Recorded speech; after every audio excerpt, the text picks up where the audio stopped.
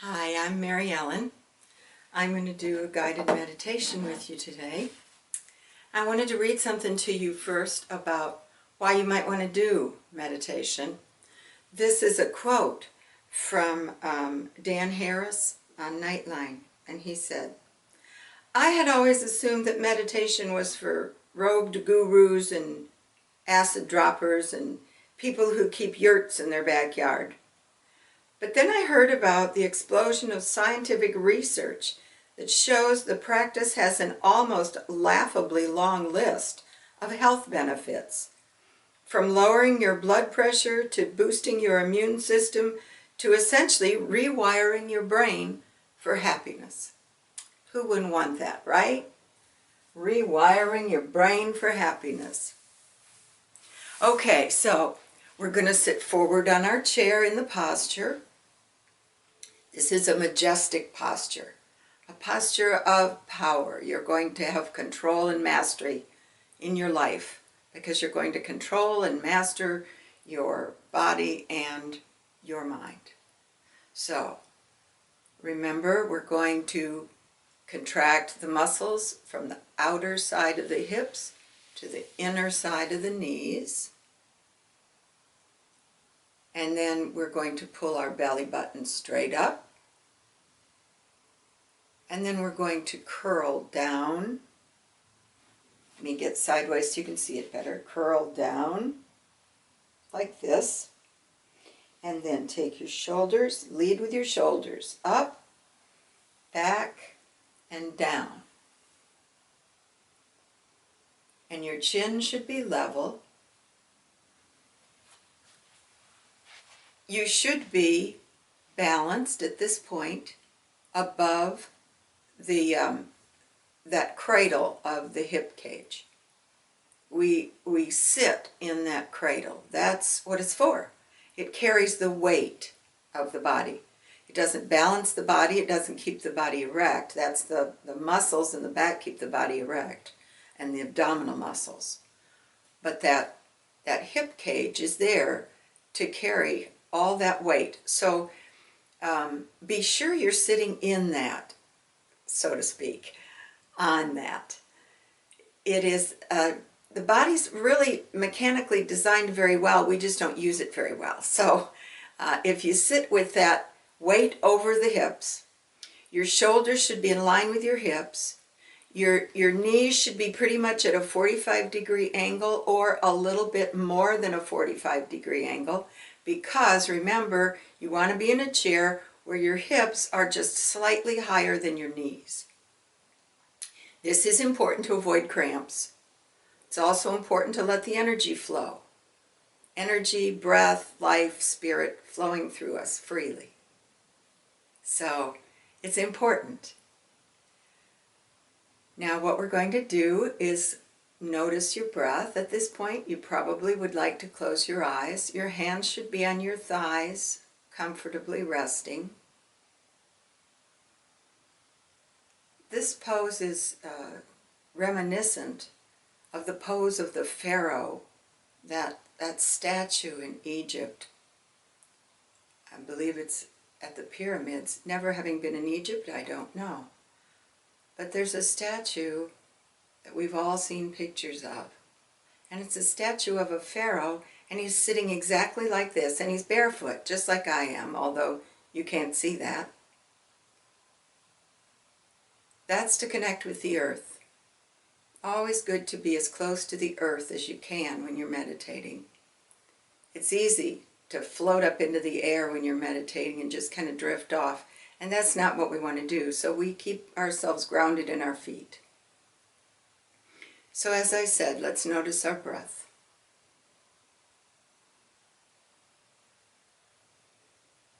As you notice your breath, deepen your breath. Slow your breath down.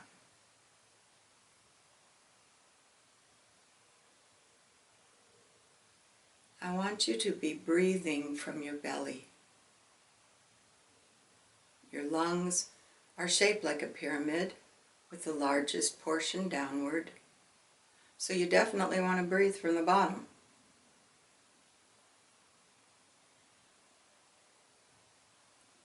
So as you fill your lungs, as you slowly inhale, your belly should be going out, as if you had a large balloon inside you that you were filling, slowly but surely. And then when you are ready to exhale, you pull those abdominal muscles in and push all of that air out. Try to get all the air out that you can, because that's residue. That air is old gases, old emotions, old experiences, old events.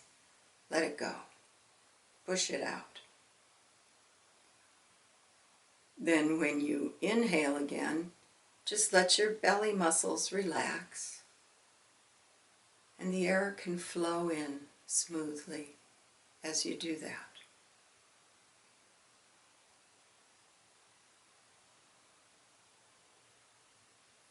This is a complete breath. This is how babies breathe. If you ever watch them breathe, you see their little bellies going in and out. We get concerned about what our bellies look like, but our eyes are closed. No one's looking at you. Just let it flow. Let the air go in and out slowly, comfortably.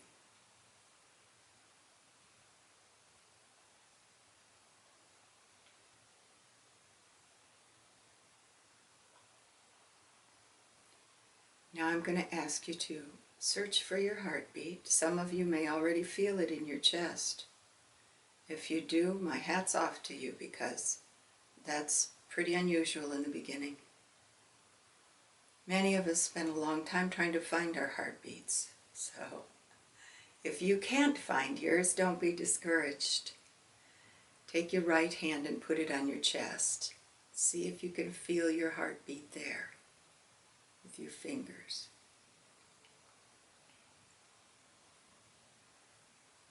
And if you're not able to do that, not a problem.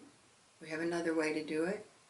Lift your left hand, and if you can see what I'm doing, just become your own nurse and take your pulse of the right wrist.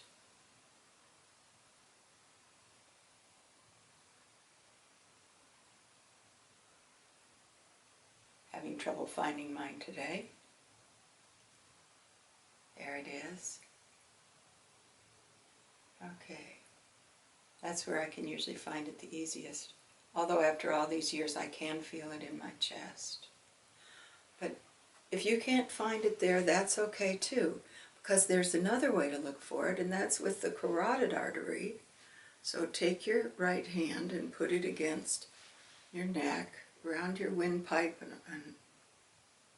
and there it is. Okay, so many ways to feel our heartbeat. The heartbeat, of course, originates in the heart, but the pulse is the heartbeat delayed by milliseconds or nanoseconds as it reaches other parts of the body. So it's the same rhythm, and the important thing is the rhythm. This is your rhythm. The heart is amazing. Our rhythm is really the first thing we got when we were two cells, because they began to throb together. And as they did that, and we became larger and larger by cell division, eventually a heart formed with that rhythm. Amazing. You have your own rhythm, who knew? So I want you to count those beats. When you learn CPR, at least when I learned it, we learned that there were 12 heartbeats for every breath in and out. That means when you breathe in, you should breathe in 6 heartbeats, and when you breathe out, you should breathe out 6 heartbeats. But that's just an average. Some people, it might be 4, some people might be 8. Whatever's most comfortable for you.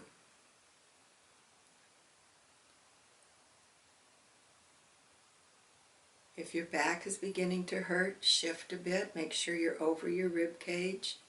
Make sure your shoulders are in line. You might want to do again the little process of bringing the shoulders up and back and down.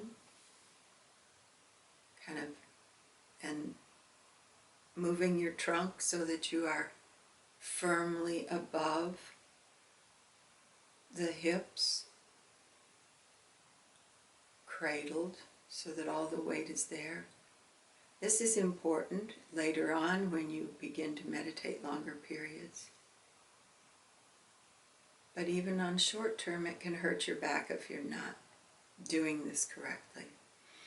If some of you are unable to do this because of the pain and it distracts you completely, sit back in your chair and put a pillow right in the small of your back to support you.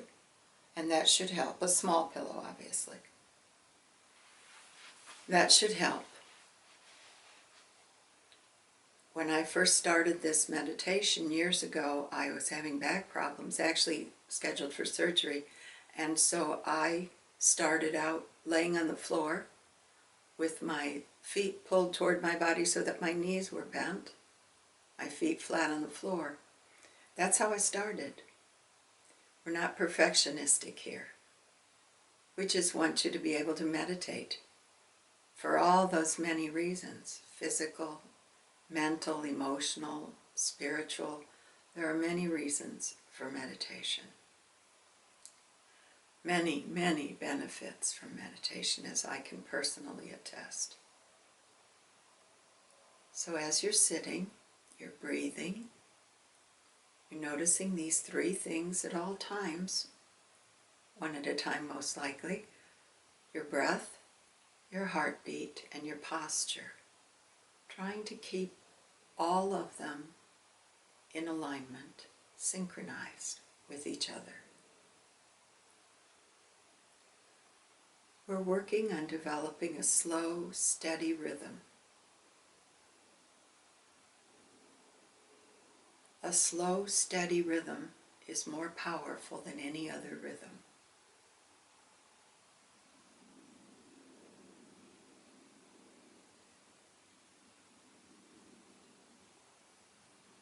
When hearts are in the same room with each other, hopefully inside bodies, they beat in synchrony, or they try to.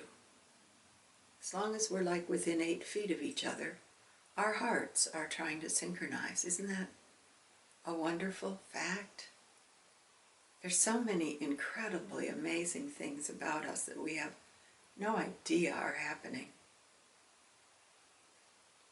But if you think about EKGs and EEGs, you realize that our electrical waves are measurable and they go out farther than our body. So our heart, our electrical heart, our electromagnetic heart actually, is larger than our body.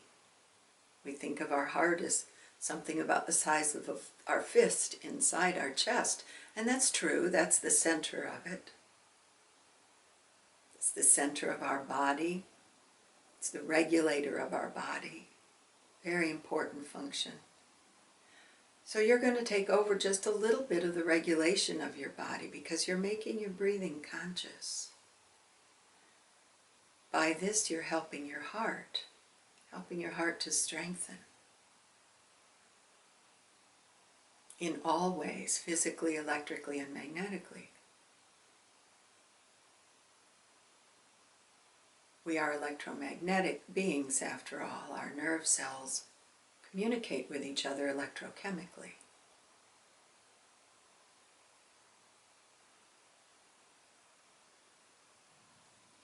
A positive charge at one end of a cell pulls a negative charge at the end of the other cell next to it, which is done with chemicals. Not that I totally understand this any more than I understand electricity, but I can see it working because when I tell my finger to move, it moves. So I know it's working. And because of the research, I know that these electromagnetic waves flow outward from me. So I am taking up 16 feet in diameter all the way around me in a sphere. 8 feet on each side, 8 feet above and below, and front and back, and so on. That's quite a large area. I have more influence than I thought I did. And in reality you do, because it probably never occurred to you that your heart might influence someone, your heartbeat. That you can help calm a situation simply by doing this breathing. Simply by being in the same space.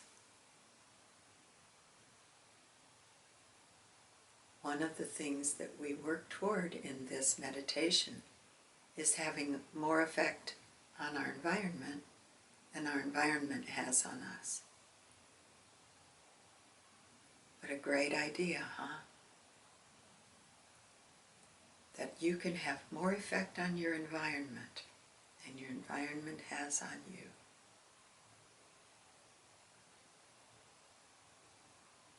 We're not going to become grandiose and think we can rule the world, but we are going to work toward mastering our own bodies, our own minds, and our own lives.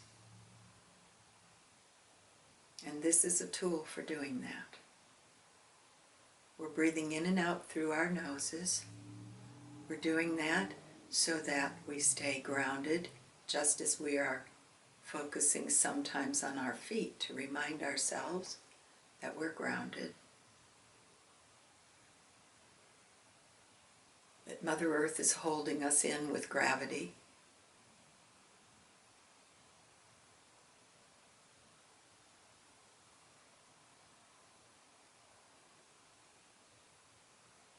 Our seat on the chair, our feet on the floor or the ground. It's a wonderful thing to meditate outside. There are many distractions, however, it makes it more difficult. You should be meditating in a lighted room. We're not looking for darkness. We're looking for light. We're looking to be involved in the world. We're looking to be part of the world, to have more influence on the world than the world has on us. It's a hefty goal, but you really can do it. It's amazing to watch your life change as you change your inner life. Remembering always that breath, air, is life. It is the electrical energy, the chemical energy, the gaseous energy, however you want to say it, that comes into our body, along with food. But we can do without food much longer than we can do without air.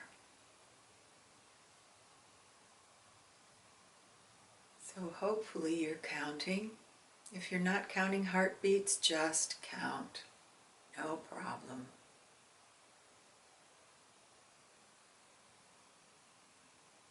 Deep, slow breathing into your belly and out of your belly. You may find in the first few days or weeks of this meditation that your abdominal muscles get a little bit sore. That's a good thing. That means you're using them.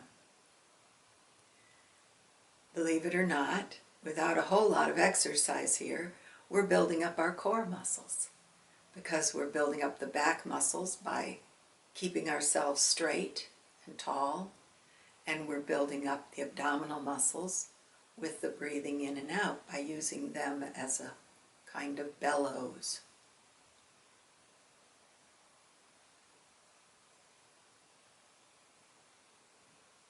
By making our breathing conscious, it's a kind of metaphor for making our life conscious. We don't have to think to breathe.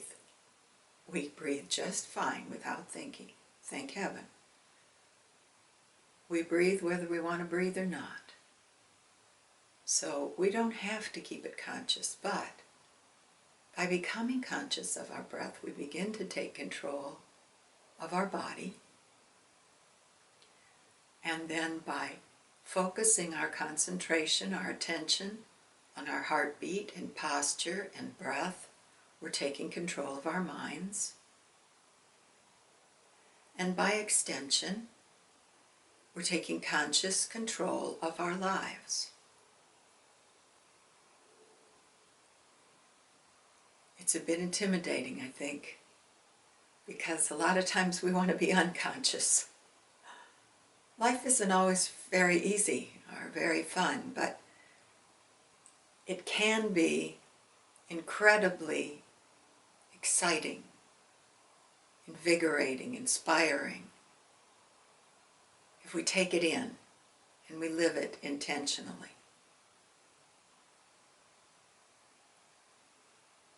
We call this the royal posture as well, because it is about ruling.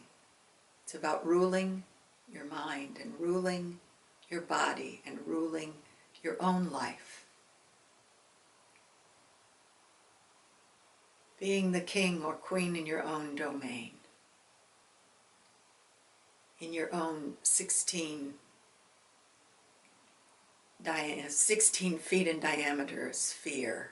I don't know how many cubic feet that would be. I could figure it out if I'd go back to my old math, but it's not a mind thing we're doing. This is a heart thing we're doing. We who want to rule our bodies and minds and lives want to be ruled by our hearts, not our minds. The reason for that is because when we are ruled by our mind, we're ruled by just our mind. It's like we cut it off at the neck. But when we're ruled by the heart, Hazrat Inayat Khan used to say that the bottom of the mind is right here, and the top of the heart is here. The mind is the top of the heart. The heart is the bottom of the mind. Heart-mind. So when I say heart, I don't mean simply that organ beating in your chest. I mean more than that. I mean that organ coupled with your mind and all your electromagnetic waves, which your brain is also giving off electromagnetic waves. Just a whole lot of stuff out there that we just never think about. We're going to become conscious. We're going to become a conscious being. We are wondrous beings. We need to learn about ourselves. Hopefully, with our meditation, you will be learning about yourself. You can come back now, kind of move your fingers and toes and your face, open your eyes. I hope that you enjoyed this, and I hope that you'll come back. I'm learning about YouTube while you're learning about meditation, so I'm going to be putting some links on that you can follow, and to get more information on heart rhythm meditation is what I'm using, and you can get more information on that. So have a wonderful day or a wonderful evening, and I'll see you next time. Thank you.